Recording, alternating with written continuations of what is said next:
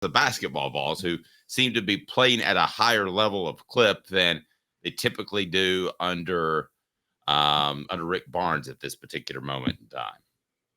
Yeah, that was there were that's I'm going to get into it, but to this point, that might be the most impressive win Tennessee's had all year, and it might be the most impressive win of Rick Barnes' tenure as head coach at Tennessee.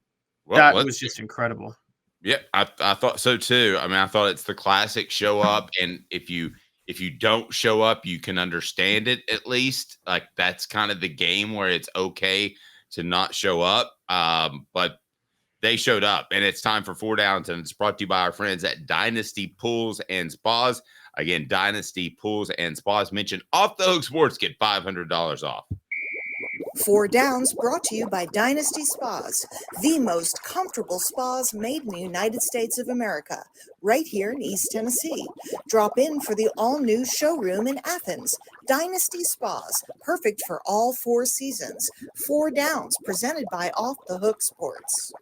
As Jeremy says, hit the like and subscribe button. Let's go ahead and dive into it. That is a pun intended for the one, the only Cooper Mays.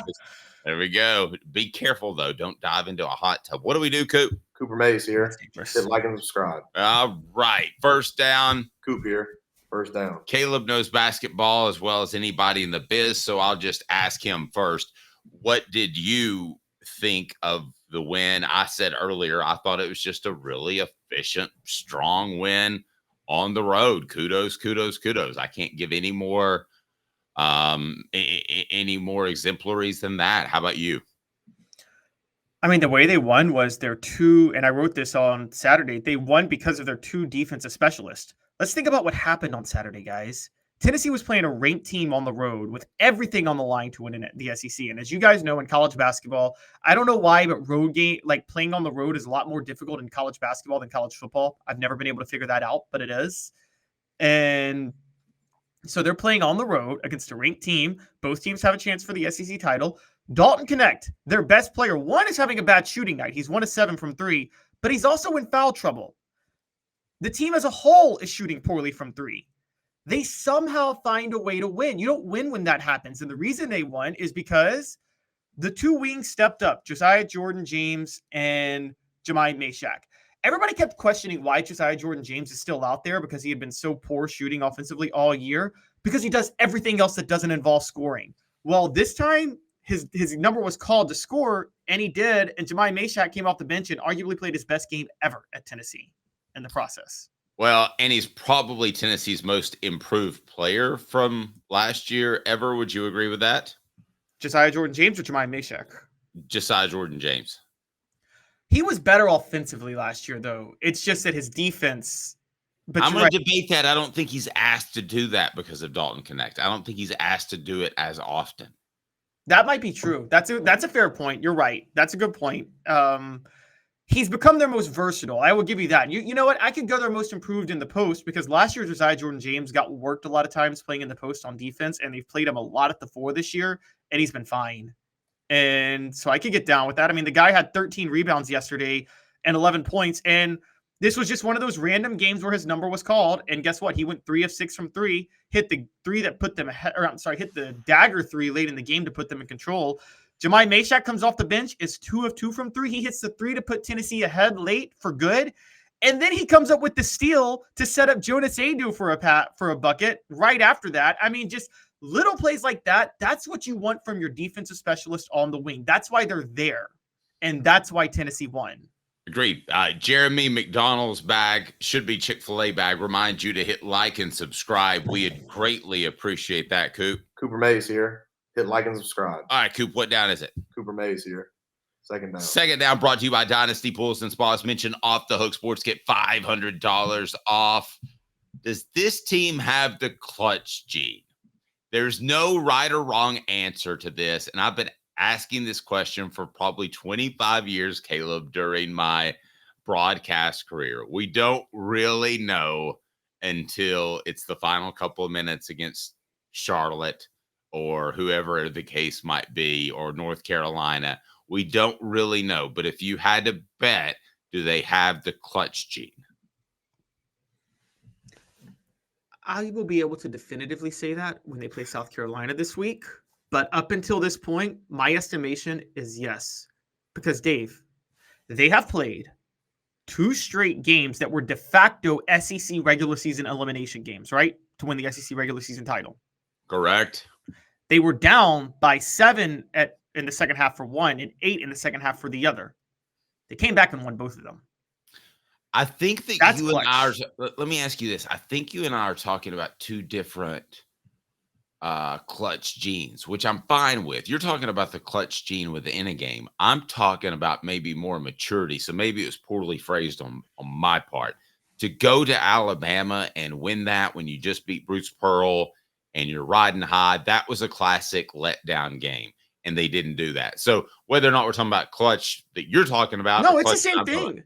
yeah, I think we're talking about the same we thing. both agree they've got it.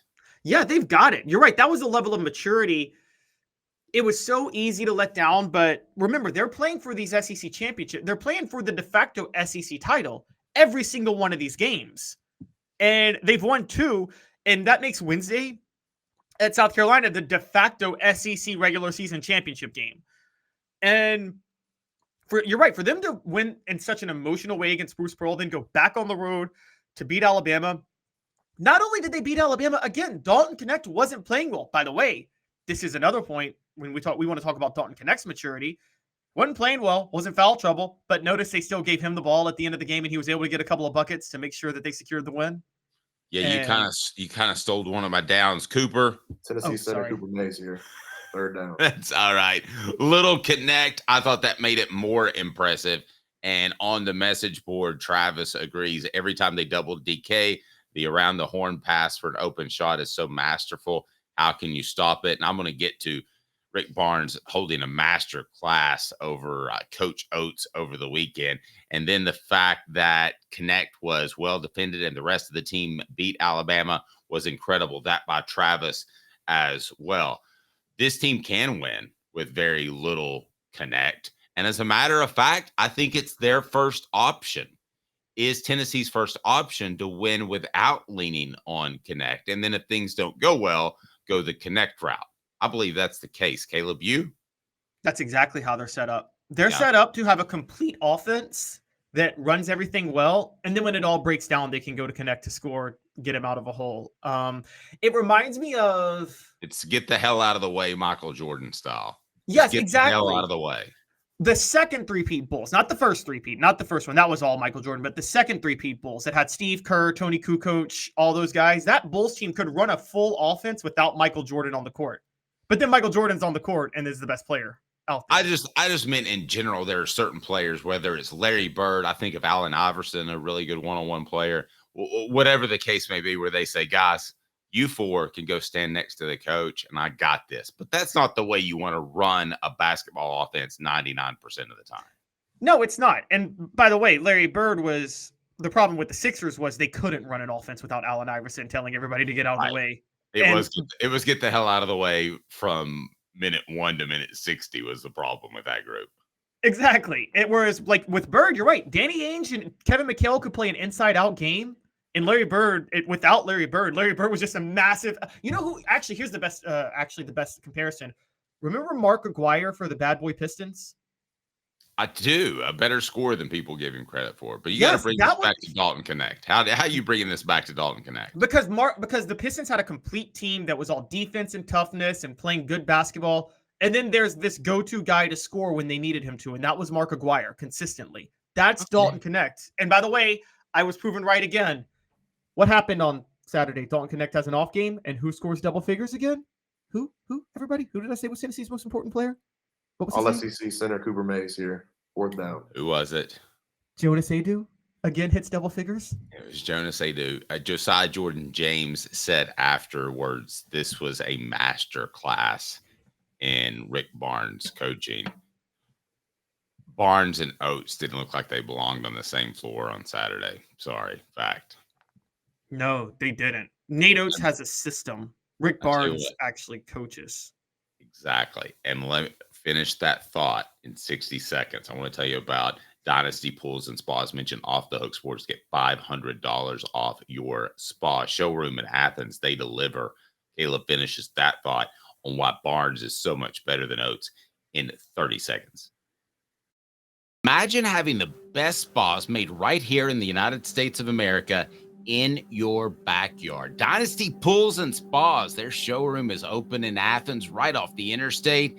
You can stop by and check out the best hot tubs and spas in the market. And then delivery, yes, they can do that to Knoxville or Chattanooga. They've got complete support, spa cover, and chemicals to keep your spa bubbling at its best. They also have pool chemicals as well. Dynasty Pools and Spas, amazing discounts for first responders, military, and even some blemish models that can save you a ton, and no one will ever notice. Mention Off the Hook Sports, get $500 off. Mention Off the Hook Sports, get $500 off. Dynasty Pools and Spas. Go to dynastypoolsandspas.com or stop by that showroom in Athens. dynastypoolsandspas.com. Dynasty Pools and Spas. Finish that thought. This team is better when they don't have to lean on Dalton Knecht, I believe is what we were shooting for, correct? Correct. They are. The thought I was giving was that Rick Barnes, Nate Oates, again, and this is very common in football. How many people do you know in football, Dave? Their coaches that they run a system, so they have like 3 plays in just a system, but they can't actually call play for play. You know what I mean? When they're getting in that situation. And I don't think it's a negative. That was the triple option for years. So I want to clarify. I don't think everybody's getting thrown under the bus that coached pre-1950s, right? Right. But like that was the difference between like everybody thought that Steve Spurrier just had a system in the 90s with the fun and gun. It's like, no, Steve Spurrier called play for play, right? He actually had, and I think Rick Barnes can adjust, whereas Nate Oates is, we're going to run tempo and call it a day and see what we can do. That type of offense plays right into Josiah-Jordan James and Jahmai Mashack's hands. We're talking about 2 6'6" fast elite perimeter defenders who can drop down in the post. This is perfect for them. That's why they were destined to thrive in this game. Also, it does play into Zakai Ziegler's hands, and Zakai Ziegler did a lot of things well. We haven't mentioned him. He did lead the team in scoring over the weekend, but it was so inefficient. I mean, the dude was 5 of 18 from the field, and so, but he did hit 4 threes. So I got to give him his credit, and Zakai was Zakai, but it seemed like just a really inefficient 18 points, didn't it? It didn't seem like Zakai led the team in scoring because he wasn't the best player on the court on Saturday. He wasn't even the top 3 player on the court. Agree completely.